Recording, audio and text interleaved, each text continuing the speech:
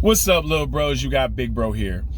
I want to show you how the boot girls and a lot of these people who are doing these smash and grabs and these looting, it's all together. And I know you're probably asking, how is it? But you know I always tie it in together and I always make it make sense.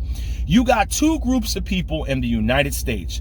You got the hard-working, tax-paying, law-abiding citizens, and then you have the non-tax paying, not contributing anything to society, lazy people who want everything for free and breaking the law. Let me show you what I'm talking about. Violate parking signs in Metro Atlanta and you risk getting a metal boot on your tire and paying a hefty fine. Now, two entrepreneurs in Buckhead say they have a solution. Pay them instead to remove the boot. I am on to see my husband.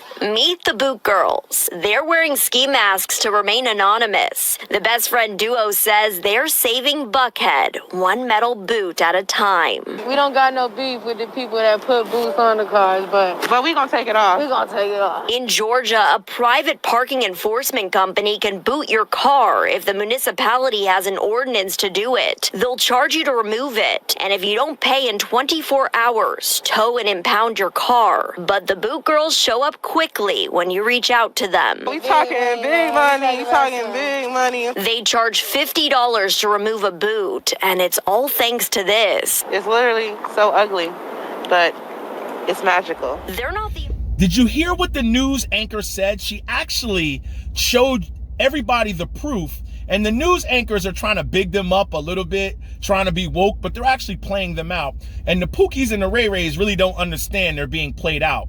What she said was, if you park illegally, the municipality will issue an independent company to boot your car. Meaning, not only did the people park illegally not read the signs that they shouldn't have parked there, it's all about accountability. What do we always say, ladies and gentlemen? All about accountability. People did not take the time to read the signs. They parked illegally. They did not pay the fines to the municipality. The municipality subcontracted it out to an independent company to put the boots on people's cars. The same way, if those people do not pay their credit card bills, the bills go into collection. It's the same thing. Now let's take a look at the looters. Items en masse, and that's exactly what happened inside this Nike store at a South LA mall. Take a look.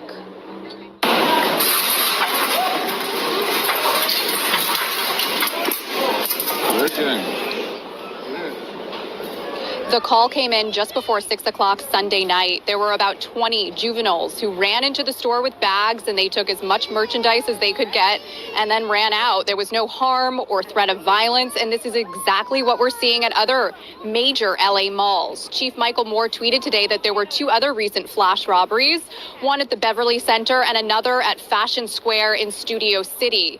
You might remember several dozen people participated in a brazen smash and grab flash mob at a Nordstrom in the Westfield Topanga Mall in August. The LA Times reported that the store suffered losses between $60,000 and $100,000. Because of all this, California is using a $267 million grant to help local law enforcement agencies increase patrols, buy surveillance, and do other things to crack down on smash and grab robberies. Several shoppers have told us they're concerned these kinds of robberies might increase around the holidays.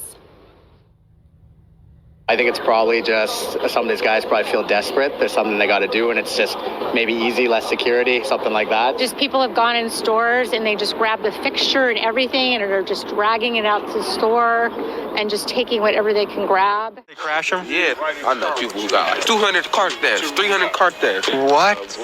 And are you scared of potentially ever going to jail? You ever think about that? No, I ain't gonna lie. I'm only scared of the black truck shit. Fuck the police, I ain't gonna lie. I'm only scared of the black truck. Other than that, fuck the police.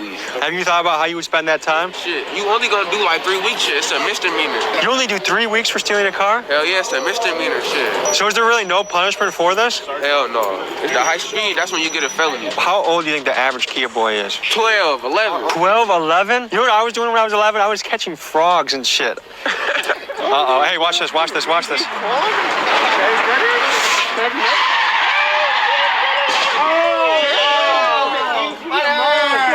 What? Man, he ain't turned nothing up, no. Do we see the looters? Those people are people who do not want to pay taxes, work hard, and earn it. This all started, and I know a lot of people may get offended by this, but this is the truth. A lot of this smash and grab and this whole culture of I don't have to listen to authority started over 2020 and, you know, the death of George Floyd. That was an unfortunate death. It was horrible, and I'm glad that person is in prison. But a lot of this craziness happened with the defund the police and we don't got to listen to authority. When that happens, the only people that pay the price is the inner cities and poor people. Wealthy people don't pay that price because they don't live there. They don't got to deal with that. Let me break some things down to you. When you take those boots off and you get cash, what the boot girls get, they're not paying taxes on that cash because they're running an illegal business. It's not legitimate. They're not paying taxes.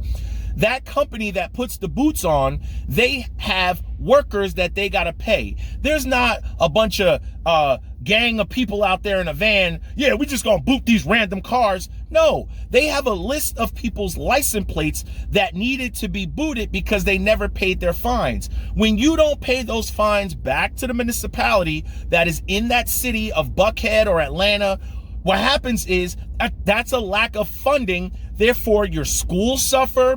Your fire department suffers, your police department suffers, and those people who live in those communities, they suffer. Do you think the wealthy people are getting booted? No, wealthy people are not getting booted. And if they do get booted, they pay their fines. These people that are doing smash and grabs, they feel as if all the free money, I'm gonna bring it back to the free money, a lot of free money was giving out to a bunch of people who have never worked hard in their life. They were giving more money than they've ever seen in their lives. And now they want to keep that same thing going on where they were able to go out and buy a bunch of crap. You remember the lines that I was showing you in previous videos of Louis Vuitton, Gucci, Nike lines were backed out? These were people who could not afford these items. They got used to those items. Therefore, they think they deserve those items. So now they're just going to take them. The same way the boot girls take off other people's property. Do you know what happens to that company, that independent company? That company now has to lay off workers.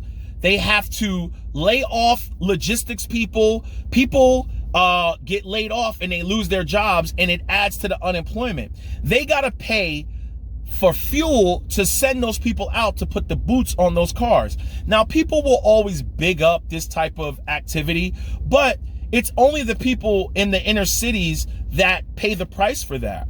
A lot of people have come to the realization that there's two groups of people. It doesn't matter what group those people are. You either have lazy, non-tax paying, breaking the law people, or you have law-abiding citizens that just want to do better for their families. What's going on is you have a bunch of people who don't want to acknowledge structure. If you do not obey the laws of the land and obey structure, you will have chaos in a lot of these cities. In a lot of your big cities, you have chaos. In your big cities of Memphis and Chicago and Louisville and Newark, New Jersey, in New York City, in LA, in your big cities, you're not going to have structure. When you defund the police who are supposed to provide structure, you no longer have it. What starts to happen is law-abiding citizens want to protect their own, and they will start taking law into their own hands, and now you have chaos. You have no structure, no laws of the land being followed, and everybody's taking laws into their own hands. And then what happens is civilization starts to collapse. That is what happens. So people who big up the boot girls, all you're doing is pretty much showing you're not responsible, because all you have to do, I'm a high school dropout. All I have to do is read the sign. No parking, tollway zone. No parking, bus zone. No parking, handicap zone. Move my car. Pay your tickets. If you pay your tickets, you won't get booted. If you go to job, if you go get a career, get a job and work hard, you don't have to loot. You don't have to take those things. So people in the comment section will always condone this stuff, but only in the comment section people who condone this, you don't know what they are. They always say, I'm this, I'm that, I'm a strong black person, but they have an avatar of a cat. So a lot of times I'll troll you. I'll have fun with you because I'm up here. I'm making content. I'm supposed to be up here having fun with you, trolling you, whatever. But real is real. I don't live in those communities, and hardworking, tax-paying people are trying to get out of those communities, move into better neighborhoods so they have better funding. When you live in those neighborhoods, the police take longer to get there because people take down street signs and it's not good areas. When you live in great areas, the police respond quicker. They have a better chance of solving crimes. When you have a lack of funding in those inner cities, you got to provide and you have to rely on government grants. If the government grants aren't not there, you have less police, less firemen, less EMTs. Your hospitals aren't as good. And what happens is people will pass away in those areas. When you have better funding in better areas, people live longer and they solve crimes. Therefore, you will always have the hoods and the ghettos, and you will always have the upper class in the suburbs. It's one of those things where I don't want to live in that. I came from that. The goal is to not glorify it and want to go back to it. The goal is to get out and make it better for your future generations. People could say what they want, but real is real. The proof is there for you. Look in any big city and take a look at the crimes. Take a look at all the crimes and all the violence. Take a look at that. Take a look at the genres of music. Do you ever see anybody from the Country Music Awards beefing with each other, making diss tracks? Do you see anybody in pop music making diss tracks? That's only in the inner cities, black and brown communities. Now, a lot of people don't like hearing that, but truth is truth. I mean, it is what it is. So no regrets, get it. You can glorify this all you want, but hey, what do I know? I'm just a high school dropout. No regrets, get it.